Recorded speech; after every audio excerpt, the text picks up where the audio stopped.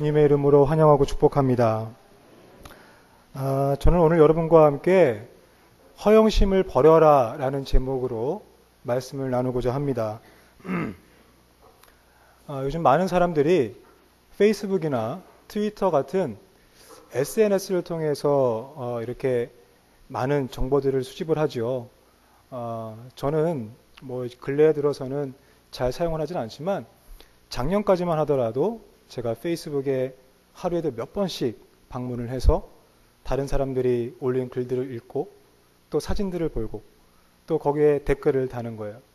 그리고 그 안에서 소식도 접하게 되고 또 서로 간의 정보도 공유를 하게 됩니다. 제가 글 쓰는 거를 별로 좋아하지는 않습니다. 또 글 쓰는 재주도 별로 없고요. 그런데 간혹 성경을 읽다가 이제 묵상을 하다가 감동이 되면 또 좋은 책을 읽다가 감동이 되면 이제 글을 쓰게 되는데 그 글을 페이스북에 올릴 때가 있어요. 그러면 이제 사람들이 제 글을 보고 이제 좋아요라는 이제 그게 있거든요. 클릭을 하고 또 제 글에 댓글을 다는 거예요. 감사합니다. 은혜가 있습니다. 감사합니다. 이런 식으로 댓글을 달게 되는 거죠. 아마 여기 계신 분들 중에도 SNS에 글을 올려보신 분들이 계실 겁니다. 자신의 생각들을 잘 정리해서 글로 표현하는 것, 아주 중요한 훈련 가운데 하나죠. 그런데 저의 경우에 있어서는 제가 그 글을 쓰고 글을 올렸을 때 그 글 속에 내 진짜 모습을 감추고 있었다라는 거예요. 다시 말하면 원래 내가 그런 사람이 아닌데 내가 항상 은혜로운 사람인 척 하는 거죠. 항상 성령 충만한 척 하는 거예요. 내가 항상 하나님과 동행하고 있는 사람처럼 이야기를 썼다라는 거죠. 그리고 다른 사람들이 내 글을 보고 어떻게 생각할까? 그것이 궁금해서 댓글 달린 것을 계속 보게 되고 또 그 사람들을 의식해서 더 좋은 글을 쓰려고 노력하고 좋은 인상을 남기기 위해서 과대 포장을 하는 제 자신을 발견하게 됐습니다. 그 글에는요, 내 약점이나 내 허물, 내 부끄러움, 내가 밝히고 싶지 않은 그런 이야기들은 절대 쓰여 있지 않습니다.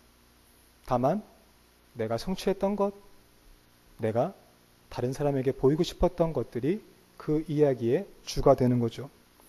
그러면서 저는 내가 왜 그 글 속에 내 진짜 모습을 감추고 사는가? 내가 왜 다른 사람들로부터 인정을 받고 싶어 하는 건가? 깊이 고민을 하게 됐습니다. 우리는 어릴 때부터 다른 사람들의 인정을 받아야 한다라는 이야기 속에 삶이 시작이 됩니다. 우리가 잘하면 칭찬을 듣죠. 잘못하면 칭찬 대신에 비판을 받을 수가 있습니다. 제가 딸이 하나 있습니다. 이렇게 식탁에 앉아서 같이 밥을 먹을 때 그 아이가 식탁에 얌전히 앉아가지고 밥을 잘 먹으면 엄마 아빠가 뭐라고 대답을 할까요? 아유 그래 잘했다 우리 딸 잘 먹네. 어유 잘했어요. 막 이렇게 박수 쳐주고 칭찬을 합니다. 아이도 좋아하죠. 반면에 이 아이가 갑자기 의자에서 일어나서 이 밥상을 확 뒤집고 이게 한두 번이 아니거든요. 그래서 밥풀을 가지고 아빠한테 던지고 난리를 피면 엄마 아빠가 뭐라고 대답하겠습니까? 내 이놈! 그러면서 이제 혼쭐이 나요. 그러니까 이 아이가 이제 칭찬받는 게 뭔지, 혼나는 게 뭔지를 아는 거예요. 그래서 엄마 아빠한테 사랑받기 위해서 더 예쁜 짓도 하고요. 윙크도 하고 여러 가지 요즘에 재주를 부리고 다닙니다. 주특기가 많이 생겨났어요. 자, 학교나 직장에서도요. 이러한 삶의 방식이 계속 진행이 됩니다. 여러분 공부 잘하면 칭찬 듣죠? 또 그 무리 내에서 운동을 잘하게 되면 영웅 취급을 받습니다. 그리고 직장에서도 보세요. 업무를 수행할 때 그것을 잘 수행하게 되면 내 존재 가치가 인정이 되고 가치가 올라가게 되는 거죠. 반면에 매일 실패하면 어떻게 될까요? 직장 상사로부터 조인트 까이고요. 너는 왜 이 회사에 들어왔냐고 욕먹고요. 비판당하기 쉽습니다. 시간이 지날수록 우리는요. 다른 사람들의 칭찬과 인정에 목말라 합니다. 왜 그렇습니까? 그것이 내 가치를 결정하는 요인이라고 생각하기 때문에 그런 거예요. 내가 실제로 잘했는지, 내가 정말로 소중한 존재인지 보다 다른 사람의 평가가 더 중요하게 된 겁니다. 우리 모두는 사랑받기 원하죠? 또 우리 모두는 내가 소중하고 스스로 대단한 존재라고 느끼기를 원합니다. 그런데 여러분, 이미 여러분들은 그러한 존재예요. 왜 그렇습니까? 내가 능력이 있건 없건, 내가 직장에서 업무를 잘 수행했던 못했던 그것과 상관없이 우리 모두는 하나님의 형상대로 지음받은 예술품이기 때문에 그래요. 이 말은 인간 존재의 근거, 내가 어떠한 사람인가라고 판단이 되고 또 평가되는 것은 바로 하나님께만 있다라는 거예요. 다른 사람들이 나를 평가하고 또 내가 인정받고 싶어하는 것, 그걸 통해서 내 존재 가치가 결정된다는 것이 아니라는 겁니다. 세상은 결코 우리에게 이 사실을 이야기하지 않습니다. 무한한 경쟁 속에 우리를 집어넣죠. 그 사람이 얼마나 무엇을 잘했는지, 즉 성과가 무엇인지에 따라서 그 사람을 평가합니다. 그 사람의 인간 존재를 규정을 하는 거예요. 그리고 우리의 가치가 다른 사람들의 평가에 의해 결정된다라는 잘못된 생각을 우리 마음 가운데 심어주는 겁니다. 제가 페이스북에 좋은 글을 남기고 싶었던 그 이면에는 그래, 저 김전도사는 정말 신실한 것 같아. 정말 항상 은혜롭게 사는구나. 정말 지적이네. 글을 쓰는 거 보니까 너무 글을 잘 써. 어떤 이런 사람들의 기대, 평가, 인정들, 이런 것을 제가 기대했다라는 거예요. 즉, 내 존재 가치를 다른 사람들의 찬사, 칭찬, 이런 것에 내 존재 가치를 두었던 겁니다. 이것이 바로 허영심이에요. 허영심은 불안의 그 뿌리를 두고 있습니다. 그리고 다른 사람의 인정을 받고 싶은 욕망에 의해서 작동이 되는 것입니다. 이게 바로 허영심이에요. 자, 그렇다면 예수님은 허영에 대해서 어떻게 말씀하실까? 오늘 본문 말씀에는 세 가지 주제가 나옵니다. 첫 번째, 뭐였죠? 오늘 첫 번째, 구제였죠. 두 번째, 기도. 세 번째, 금식이었습니다. 여러분, 이 세 가지는요, 우리가 영적 생활을 하는 데 있어서 가장 중요한 부분입니다. 놓쳐서는 안 되는 부분이죠. 그러나 동시에 이 영적 훈련을 잘못하면 우리를 해칠 수도 있는 위험한 훈련이 될 수 있다는 거예요. 예수님께서 책망하시는 것이 무엇인지 우리가 제대로 이해하기 위해서 이 본문의 상황을 잘 이해해야 합니다. 첫째로, 예수님은 가난한 사람들을 돕는 구제에 대해서 말씀하셨습니다. 예수님 당시에 회당 주변에는 가난한 사람들이 많이 있었습니다. 그래서 이들을 구제하기 위한 그러한 기본적인 제도가 마련되어 있었죠. 즉, 사람들이 일정량의 헌금이나 돈을 회당에 내게 되면 회당에서 가난한 사람들을 위해서 또 일정량의 돈을 나눠줍니다. 또한 기부한 사람의 이름을 공개하는 일도 일반적인 관례였죠. 자, 여러분 보세요. 가난한 사람들을 위해서 우리가 도와주고 나눠주는 것 잘못된 것이 아니죠. 정말 소중한 사역 중에 하나입니다. 또 우리가 회당에 돈을 기부한 사람들의 이름을 밝혀서 공개하는 것도 굳이 나쁜 것은 아닙니다. 예수님께서 이걸 가지고 비판하신 것이 아니에요. 다만 예수님이 물으셨던 것은 바로 그렇게 구제하고 헌금하는 이유가 내가 드러내고 다른 사람에게 보이고 싶은 또 내가 영광을 받고 싶은 마음에서 한 것인지를 예수님은 오늘 묻고 있는 거예요. 오늘 본문 2절에 보세요. 본문 2절에 보면 나팔을 불지 말라라고 성경에서 말하죠. 사람들에게 영광을 받으려고 내가 그 돈을 내가 낸 거야. 내가 그 사람들 도와줬어. 내가 그 사람들의 어려움을 알고 내가 그렇게 구제를 한 거야. 이러한 마음을 주님께서는 지우라는 것이죠. 만일 동기가 그것이라면 그 사람은 이미 자기 상을 받은 겁니다. 그렇기 때문에 하늘나라에서 아버지의 상이 없다라는 거죠. 두 번째로 예수님은 기도에 대해 말씀하셨어요. 유대인들은 하루에 3번 기도를 했죠. 회당이나 길거리에서 기도를 했습니다. 그런데 기도를 할 때 어떻게 기도했습니까? 서서 큰 소리 기도하는 거예요. 예, 주여 막 이러고. 이게 무슨 말이에요? 내가 기도하고 있는 것을 다른 사람들에게 알리고 싶은 거예요. 여러분, 기도하는 게 회당에 들어가서 기도하는 거 잘못된 일입니까? 아니에요. 경건한 훈련 중에 하나죠. 그런데 주님께서는 기도의 동기, 기도의 목적을 지금 묻고 계시는 거예요. 너가 지금 그 기도하는 이유가, 그 동기가 정말로 하나님과 깊은 관계를 갖기 위해서 기도하는 거냐? 아니면 다른 사람들에게 내 종교적인 능력과 경건의 모습을 자랑하기 위해서 기도하는 거냐라고 지금 묻고 계시는 거예요. 만약 내가 다른 사람들에게 보이기 위한 기도였다면 그것은 이미 내가 상을 받은 겁니다. 셋째로 예수님은 금식에 대해서도 말씀하셨죠. 누가복음 18장에 보면 유대인들은 일주일에 2번씩 금식을 했습니다. 월요일과 목요일에 금식을 했어요. 또 금식을 할 때 어떤 사람들은 이제 베옷이나 상복을 입었다고 그래요. 그리고 얼굴에 먼지나 재를 뿌렸다고 그러죠. 이것은 고통과 슬픔을 상징하는 겁니다. 이 경건의 훈련은 사람들로 하여금 하나님께 더욱더 가까이 나갈 수 있게끔 도와주는 아주 중요한 경건의 훈련이었습니다.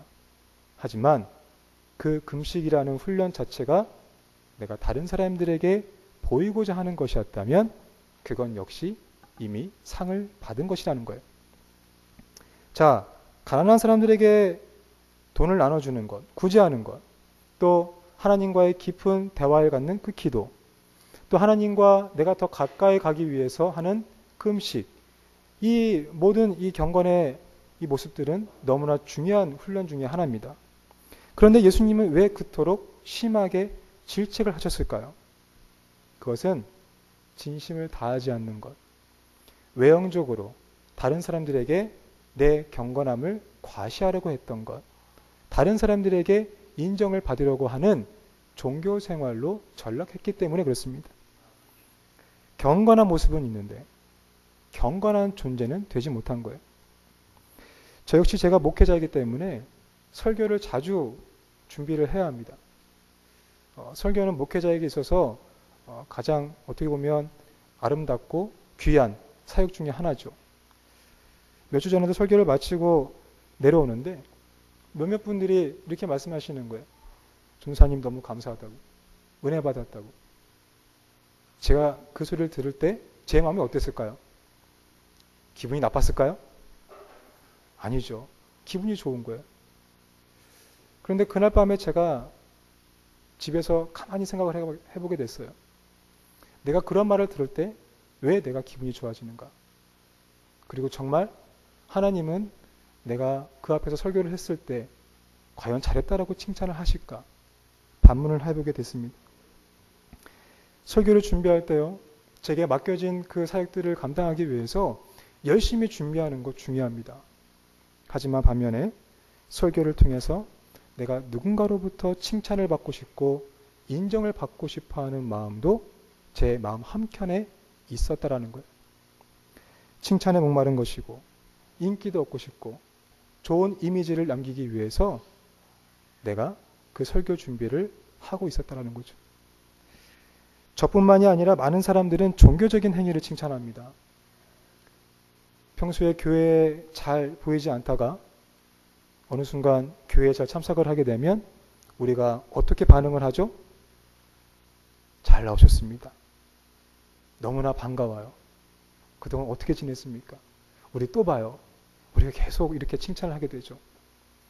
또 심야 기도회 때 어린아이들이 나와서 기도를 하게 되면 어떻게 반응을 합니까? 어우, 저 아이 정말 기도 열심히 하네. 정말 저 아이는 신실한 것 같아. 그래도 너무 잘한다. 기도 너무 잘해. 아마 목회자 될 것 같아. 이렇게 아마 칭찬을 할 겁니다. 성경을 많이 읽거나 또 전도를 했을 때 그에 준하는 상을 주게도 되죠. 그런데 여러분, 잘못하면 바로 이러한 것들이 그 사람들을 허영심에 빠지게 할 수 있다는 거예요.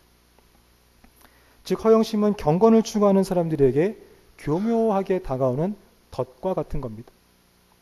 교부였던 존 카시아는 이렇게 말합니다. 육신과 관련된 악행에 흔들리지 않는 사람일수록 허영심에 빠질 위험성이 크다라는 거예요. 이 말은 무엇입니까? 육신의 정욕에 빠지지 않는 사람, 그 시험을 잘 이겨낸 거예요. 자기 자신을 잘 관리해서 그 시험에서 승리했습니다. 하지만 그렇기 때문에 내가 다른 사람들보다 더 낫다라는 생각을 갖기 쉽다라는 거예요. 제가 예수님 믿기 전에는요, 이런 종교적인 허영심이 없었습니다. 왜 그런지 아세요? 종교 생활을 안 했으니까요. 예. 뭐 친구들 만나서 뭐 술 먹고 예배 빠지는 거 일상적인 생활이었죠. 예수님은 다른 나라 사람이었어요. 저와는 관련이 없는 사람이었죠.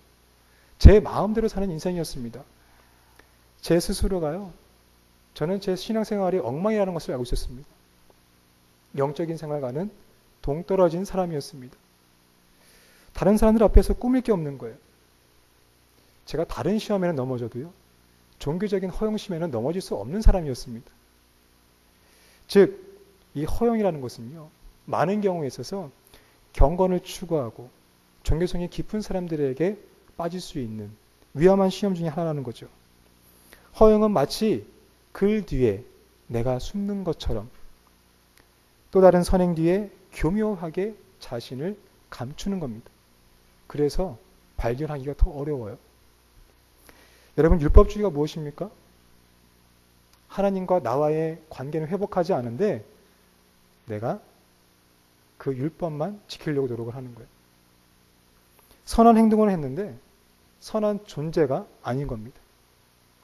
우리가 금식하고 기도하고 구제하지만, 즉 경건한 모습은 했지만 그런 행동은 있지만 그 안에 하나님이 계시지 않는 거예요.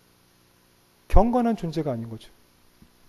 예수님께서는 그것을 외식, 위선이라고 말씀하셨어요. 외식하는 사람은 율법을 단지 행동 규범이라고 이해합니다. 그래서 그것을 그냥 실천하는 것에만 목적을 두는 거예요. 그리고 그 종교 생활을 잘 지키고 있는 것에 자기 자랑, 자기 과시를 하고 있는 거죠. 관계의 회복이 없습니다. 온전한 섬김, 온전한 희생, 온전한 봉사가 없습니다. 보이는 것에 집착하고 형식적인 것에 관심을 두게 되는 거죠. 예수님은 그러한 영적 훈련 자체를 비판하신 것이 아닙니다. 그 영적 훈련을 행하는 과정을 비판하신 거예요. 동기를 보신 거죠. 그들이 하는 구제, 기도, 금식에 하나님은 계시지 않았어요. 단지 내 능력을 과시하고 인정받고 싶은 허영심만 존재했던 겁니다. 여러분, 오늘 우리가 드려진 이 예배도 마찬가지예요.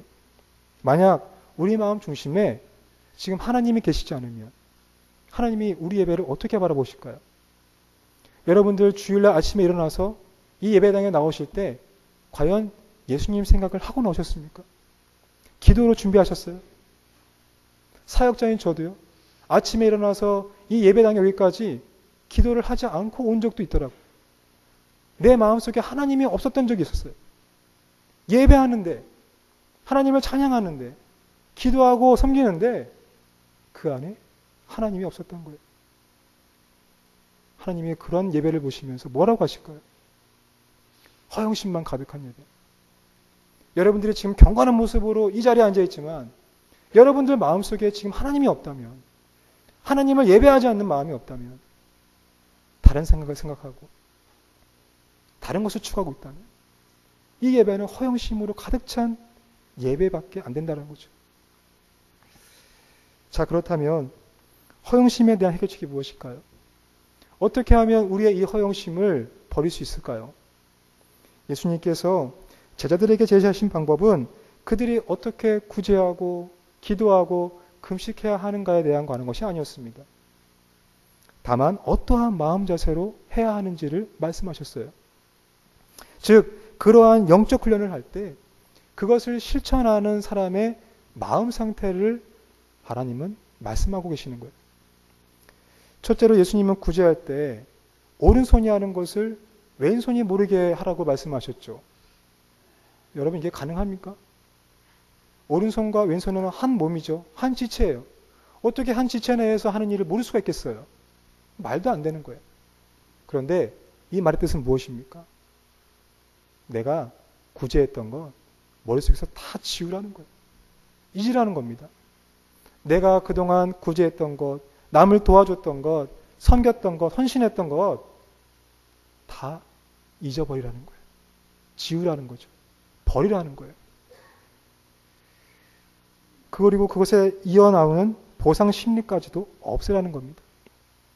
우린 보통 구제했을 때, 누군가 도와줬을 때 마음속 깊이 그것이 남아요. 아, 그래, 내가 저 사람을 도와줬지. 그러면 아마도 천국에 내 상급이 있을 거야. 내가 선한 일을 했으니까 복을 받겠지.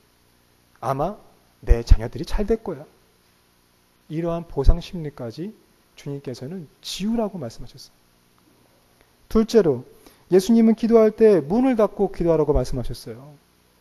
그래야 은밀한 중에 하나님과 깊은 대화의 시간을 가질 수가 있는 거죠. 하나님은 은밀한 중에 계실 뿐 아니라 은밀한 가운데 거하시는 분입니다. 그래서 하나님은요, 허영이 없으신 분이세요. 그래서 기도는 지극히 개인적이고 은밀한 것이어야 합니다. 기도는 다른 사람을 의식하지 않고 자기 도취에 빠지지 않으면서 하나님과 깊은 대화의 시간, 하나님과 깊은 그러한 관계를 갖는 것, 하나님께 집중하는 그러한 시간이 바로 기도의 시간인 거죠. 예수님께서 홀로 산에 올라가서 기도하신 것처럼 우리 역시 홀로 방에 들어가서 문을 잠그고 하나님과 1대1로 기도하는 거예요. 깊이 있게. 그분을 느끼면서 그분께서 은혜를 주시게끔 내가 은밀한 중에 기도를 하는 거죠. 그래야 허영심에서 자유로워질 수 있다는 겁니다. 셋째로 예수님은 우리가 금식할 때 나팔을 불지 말라라고 말씀하셨어요. 금식할 때 참회의 옷을 입거나 또 얼굴에 젤을 바르거나 그렇게 해서 다른 사람들이 보기에 아, 저 사람 금식하네 이렇게 알도록 하지 말라라는 거예요. 이 말은 금식할 때 우리의 겉모습은 평소 때와 같아야 한다라고 말씀을 하신 겁니다. 얼굴도 잘 씻고요. 머리도 잘 정돈하고 옷도 이렇게 보면서 잘 이렇게 다듬어야 되는 거죠. 그래서 다른 사람이 보기에 내가 금식하는 것을 모르게 하는 겁니다. 저는 금식을 잘 못합니다. 저도 여러분들 아시겠지만 몸이 약해서요. 제가 금식을 하게 되면 아마 쓰러질 거예요. 제가 예전에도 한 3일 정도 금식을 해봤는데요. 앞이 깜깜해지고 정신을 못 차리고요. 거의 병원에 실려갈 정도가 됐어요. 저희 어머니도요. 당뇨가 있으셔가지고 금식을 하시면 큰일 납니다. 그런데 예전에 20일인가요? 금식을 하시다가 아주 정말로 큰일 치를 뻔했어요. 그 이후로 저희 어머니도 금식 안 하십니다. 저를 보십시오, 여러분. 제 이 정말로 아름다운 몸매 아닙니까? 연예인 같은 몸매잖아요. 이 몸에서 제가 금식을 해보십시오. 어떠한 모습이 되겠습니까? 아마 산송장이 될 거예요. 예. 그래서 저는 금식을 잘 못합니다. 금식 못하는 저를 용서해 주시기를 부탁드리겠어요. 여러분 또 금식할 때요. 간혹 이런 분들이 계세요. 아유, 이번 금식할 때 다이어트 좀 하지 뭐. 이런 분들이 계시는데요. 절대 그러시면 안 돼요. 금식하면서 금식하면 밥도 안 먹으니까 살도 빠지고 뱃살도 빠지니까 운동 안 해도 되겠다. 일석이조에 좋아하시는 분이 계시는 거예요. 그런데 금식을 그렇게 생각하시면 안 돼요. 여러분 음식이 뭐죠? 음식은요. 내 생명을 유지시켜주는 것이 바로 음식입니다. 음식이 없으면요. 사람이 살아갈 수가 없어요. 그런데 금식은 뭡니까? 그 생명을 유지시켜주는 그 도구를 내가 포기하겠다는 거예요. 그것을 포기하고 하나님께 집중하겠다는 겁니다. 내 생명을 바쳐서라도 내 생명을 단절시켜서라도 하나님께 집중하고 하나님과의 관계를 회복하고자 하는 것이 바로 금식입니다. 그래서 그 시간을 통해서 내가 하나님과 친밀한 관계를 갖게 되고 내 몸과 마음에 하나님을 모시고 그분과 은밀한 관계를 나누는 것. 그것이 바로 금식의 목적이라는 거예요. 다이어트 하거나 살 빼려고 하는 게 절대 아니라는 거죠. 자, 이상에서 본 것처럼 예수님은 이 세 가지 경건을 인간의 의를 위해 하지 말고 하나님의 의를 위해서 하라고 말씀하셨어요. 위선자들이 하듯 남에게 보이기 위한 과시용으로 사용하지 말라라고 말씀하셨습니다. 대신에 진실한 믿음으로 이 경건을 행해라라고 말씀하셨어요. 그것이 허영의 반대 개념인 겸손과도 같은 겁니다. 여러분, 겸손의 가장 좋은 모델이 누구죠? 예수님이시죠. 네. 성육신 사건과 십자가의 사건을 통해서 우린 예수님이 얼마나 겸손하신 분인지를 알게 됩니다. 만왕의 왕이신 주님께서 그 영광 다 버리시고요. 이 땅에 내려오셨어요. 가장 소외되고 어둡고 천박하고 사람들이 찾지 않는 그 말구유에서 태어나신 거예요. 태어나시면서부터 쫓기는 인생을 하셨습니다. 제대로 된 교육을 받지 못했어요. 또 공생의 기간 동안에 죄인들과 어울리시고 먹고 마시면서 교제하셨어요. 종국에는 십자가에서 아무런 저항도 하지 않으시고 연약한 모습으로 돌아가셨죠. 예수님은 허영을 거부하는 삶을 사셨던 겁니다. 여러분, 이것이 무엇을 뜻합니까? 하나님 나라의 가르침과 세상 나라의 가르침은 정반대라는 거예요. 세상의 가르침은요, 우리를 자꾸만 높은 곳으로 올라가라고 말합니다. 누가 무엇을 얼마나 소유했느냐에 따라서 인간 존재의 가치가 결정이 되는 거예요. 그래서 친구나 직장 동료는 이제 경쟁 상대입니다. 인생의 목표는요, 좋은 대학을 나와서 좋은 직장을 갖고 성공하는 것, 그것이 인생 최대의 목표가 되어버렸어요. 그것이 나의 존재 가치를 높이는 것이라고 생각하게 됩니다. 반면에 하나님 나라의 가르침은 어떻습니까? 우리 모두가 소중한 존재라고 말하고 있는 거예요. 너와 내가 하나님 앞에서 귀하고 정말로 소중하고 사랑받을 만한 그런 존재라고 말하고 있는 거죠. 선한 일을 많이 했건 적게 했건 내가 능력이 있건 없건 그것과 상관없이 하나님은 여전히 우리 모두를 사랑하신다는 거예요. 내가 이기적이고 내가 죄에 물들었을 때, 내가 실패했을 때에도 하나님은 저와 여러분을 여전히 사랑하고 계십니다. 독생자 예수 그리스도를 십자가에 내어주어도 아깝지 않을 만큼 하나님은 여전히 저와 여러분을 사랑하고 계십니다. 그만큼 우리가 귀하고 소중한 존재라고 알려주시는 겁니다. 우리의 존재 가치는 다른 사람들의 의견에 의해 결정되는 것이 아닙니다. 하나님의 의견에 의해서 결정되는 줄 믿습니다. 저와 여러분의 존재 근거는 우리를 창조하신 하나님께 있는 거예요. 누가 뭐라고 해도 우리는 하나님께 값을 매길 수 없을 정도로 귀하고 소중한 존재입니다. 바로 이렇게 우리의 잘못된 사고방식이 하나님 나라의 사고방식으로 교체될 때 우리는 남들과 경쟁을 할 수 있어도 꼭 이기려고 하지는 않을 겁니다. 우리가 구제하고 남을 도와주고 희생하고 봉사하고 사랑하되 그 사랑을 다시 돌려받지는 않을 겁니다. 또 우리가 기도와 금식을 하더라도 그것을 통해서 우리의 종교적인 능력을 과시하지는 않고 오히려 겸손해질 겁니다. 그러므로 우리가 하나님 나라에 거할 때 내 안에 그리스도께서 거하신다는 분명한 정체성, 그리고 내가 하나님 나라에 속해 있다라는 분명한 사실을 깨닫게 되는 겁니다. 나의 진정한 가치를 발견하게 되는 거죠. 그리고 진정한 평안, 진정한 마음의 화평이 내 안에 있게 되는 겁니다. 나의 의를 위해 사는 것보다 하나님의 의를 위해 살아가게 되는 거죠. 여러분, 하나님을 위해 살아가십시오. 하나님만을 의식하며 살아가십시오. 하나님께만 집중하며 살아가시길 주님의 이름으로 축복합니다. 저와 여러분의 마음과 생각이 하나님께 집중할 때 우리를 휘감고 있던 허영은 떠나가게 되는 줄 믿습니다. 사랑하는 성도 여러분, 거룩한 주님의 날에 주 안에서 진정한 안식을 누리시는 성도 되시길 주님의 이름으로 축복합니다.